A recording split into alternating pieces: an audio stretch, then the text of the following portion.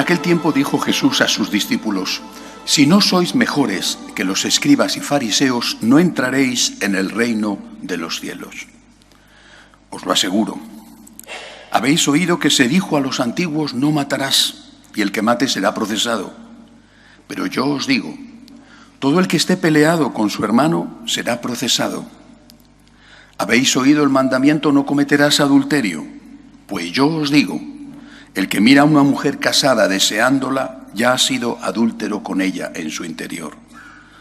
Habéis oído que se dijo a los antiguos: no jurarás en falso, y cumplirás tus votos al Señor. Pues yo os digo que no juréis en absoluto. A vosotros os basta decir sí o no. Lo que pase de ahí viene del maligno. Palabra del Señor.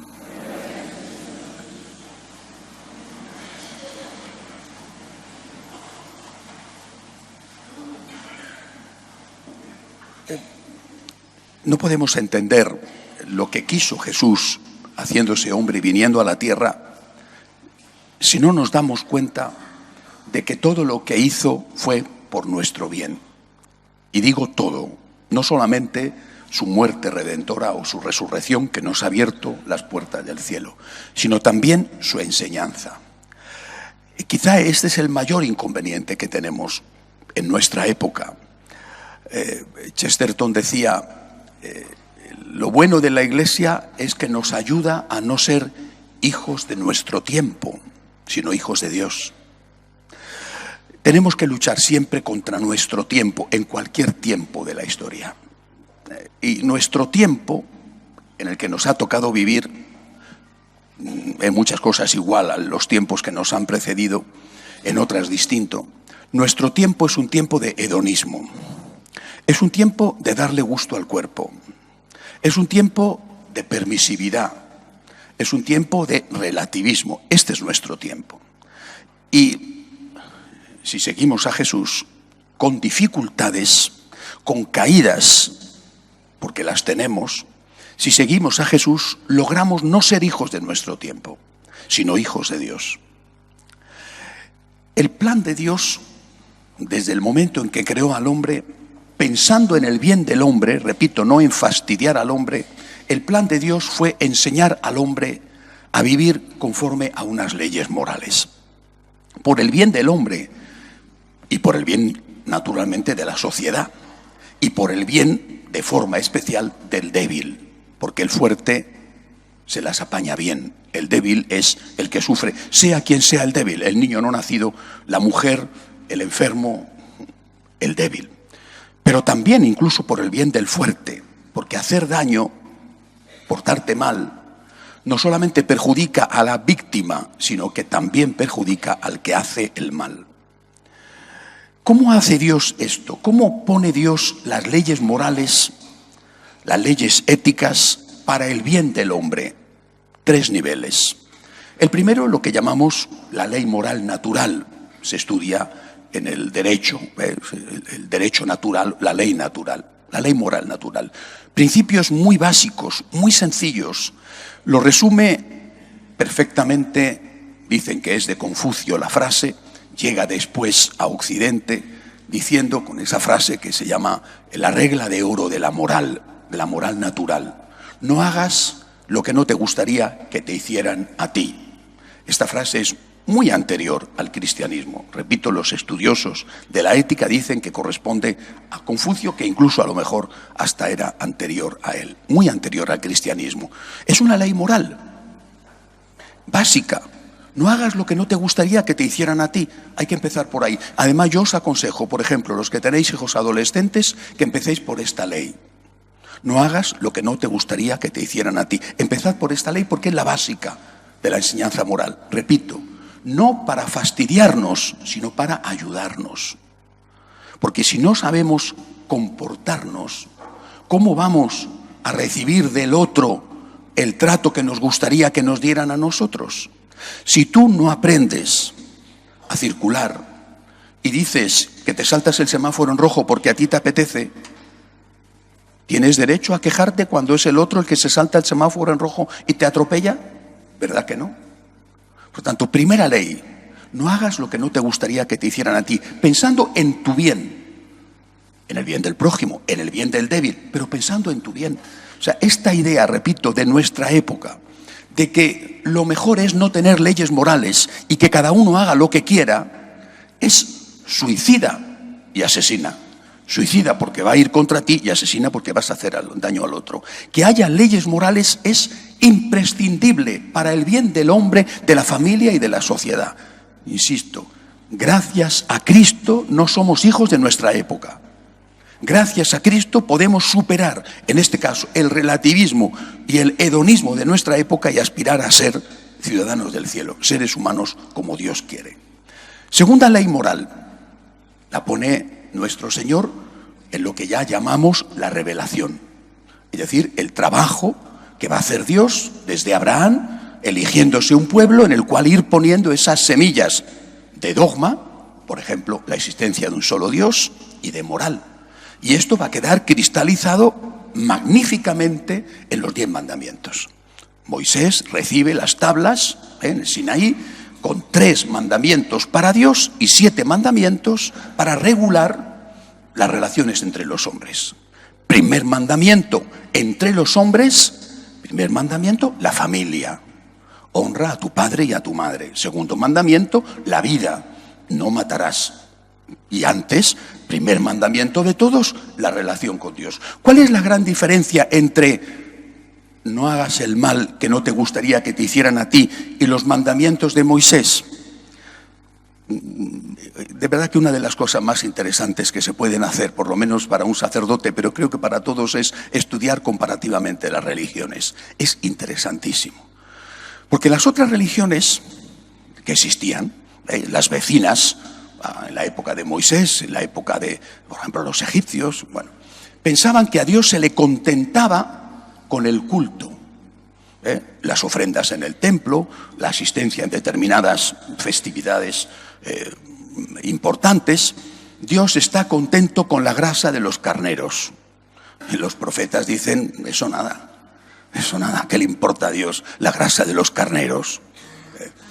Dios está contento si tú cumples unas leyes religiosas. Primer mandamiento, amarás a Dios sobre todas las cosas, no tomarás el nombre de Dios en vano, santificarás las fiestas, pero Dios está contento cuando tú te portas con tu prójimo de una manera correcta. Dios no está contento con que vayas a misa el domingo, traduciéndolo a nuestra religión, si después eres un corrupto, eres un violador, eres un asesino. Dios no está contento con eso. Esto es un gran avance. Dios no está contento solo con el culto.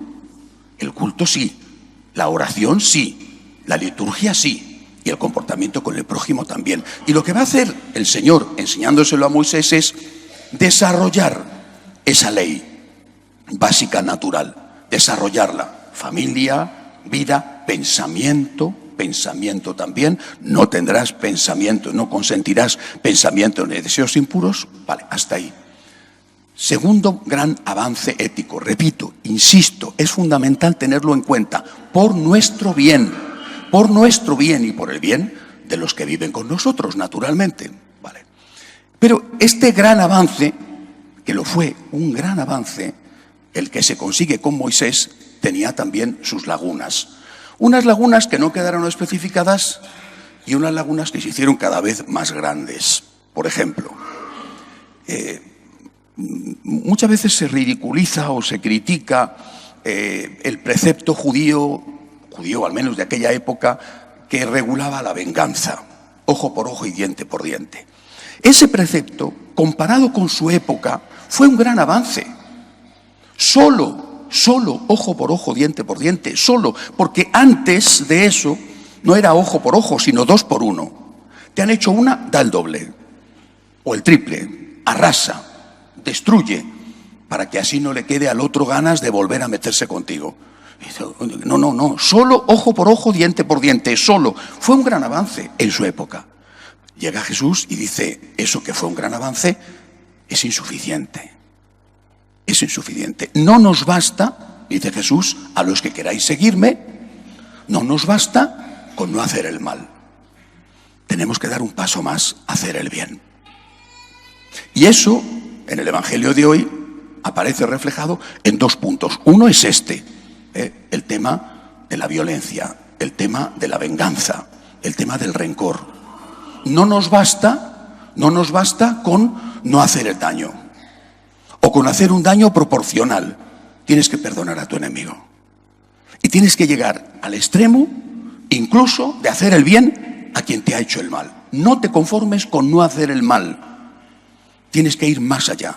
No hacer el mal es el mínimo válido, yo creo, para todos los hombres, pero para un católico, un seguidor de Jesucristo, no es suficiente. No basta con que no hagas el mal, tienes que hacer el bien. Y habla el Señor del perdón al enemigo e incluso de hacer el bien a quien te ha hecho el mal. Segundo punto que toca el Señor, segunda laguna, el tema del divorcio, porque efectivamente el divorcio estaba contemplado, permitido en aquella sociedad en la que vivía Jesús y en todas las sociedades de alrededor, griegos, romanos, persas, todos tenían el divorcio aceptado y más o menos regulado.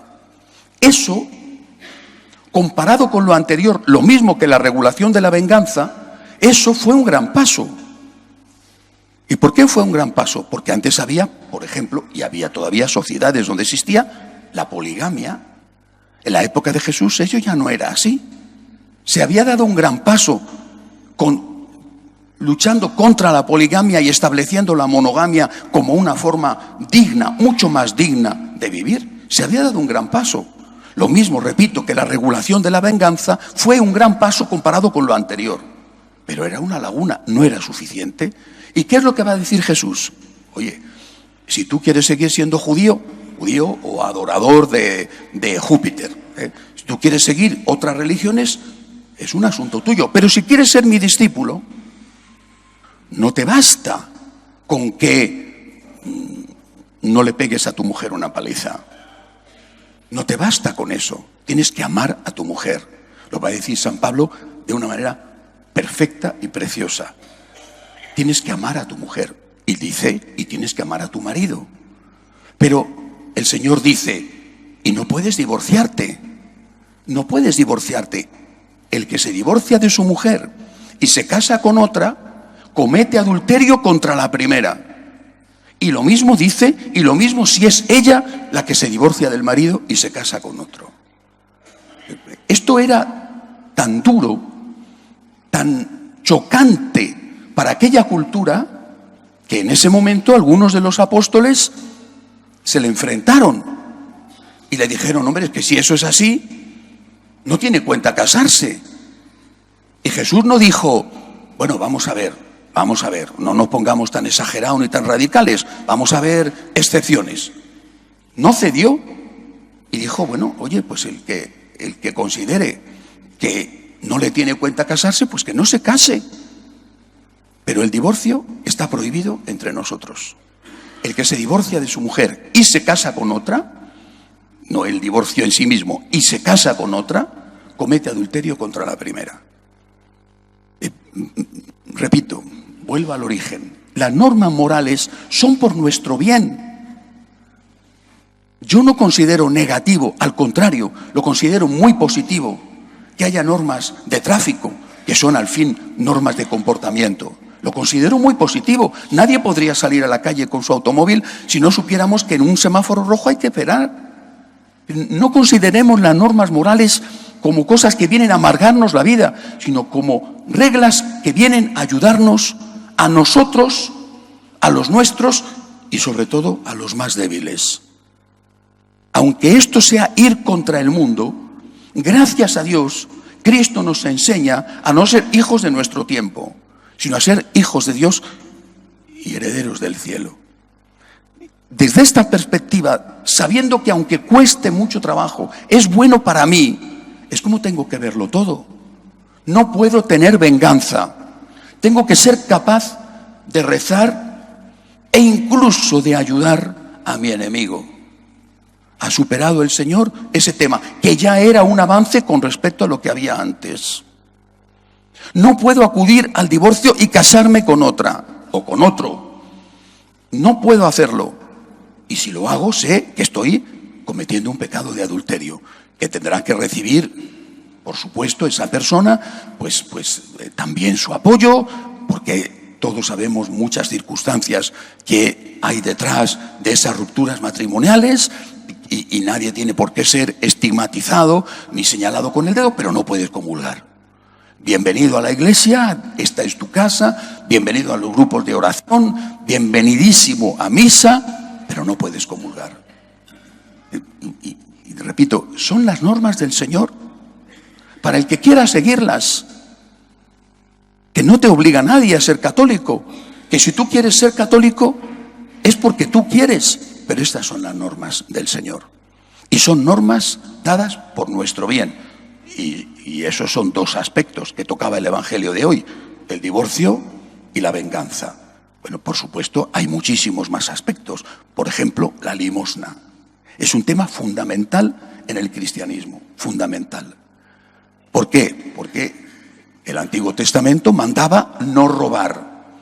Pero Jesús dice, no es suficiente. No es suficiente que no robes. Y cuenta, por ejemplo, la parábola del buen samaritano. El sacerdote del Antiguo Testamento ve a aquel hombre malherido y pasa sin ayudarle con la conciencia tranquila. ¿Por qué? Porque él no le había robado, él no le había golpeado, él no había hecho el mal. En cambio, dice Jesús, el que quiera ser ciudadano del reino tiene que hacer como el buen samaritano. ¿Qué hace el buen samaritano? Se para, pone de su bolsillo dinero, le lleva al posadero, le paga para que le cuiden. Ese es el católico, el que no se conforma con no hacer el mal. Repito, insisto, porque ahí es donde tenemos que luchar por nuestro propio bien. Las normas morales son buenas. Tener normas morales de todo en la vida, de todo, desde pagar impuestos a circular con el automóvil, desde el trato hacia los hijos, al trato hacia la esposa o el esposo, el trato hacia los padres mayores. Tener normas morales es bueno para nosotros. Es ahí donde tenemos que insistir en este contexto de sociedad absolutamente permisiva. Tener normas morales no es un fastidio que nos amarga la vida, es un don.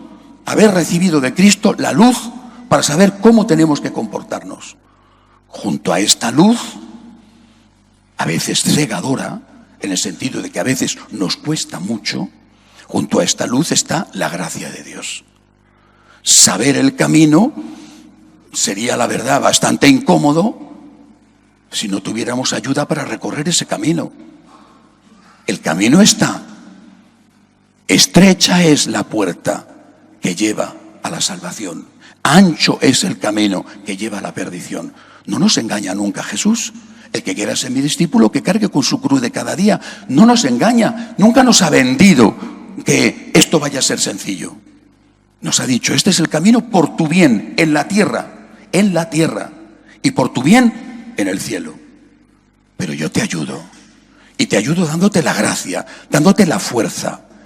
Y si caigo, entonces te doy la misericordia. Si caigo, aquí estoy a tu lado.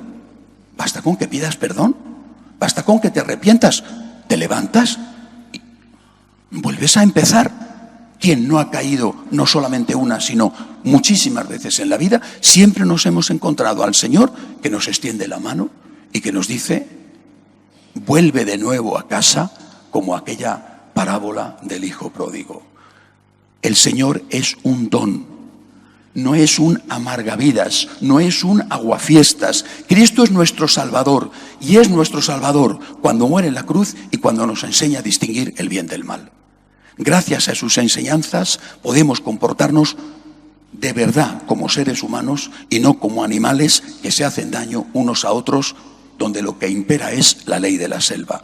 Tenemos que dar gracias a Dios también por sus enseñanzas morales, aunque sean difíciles, pedirle ayuda para cumplirlas y pedir misericordia si no somos capaces de hacerlo. Que así sea.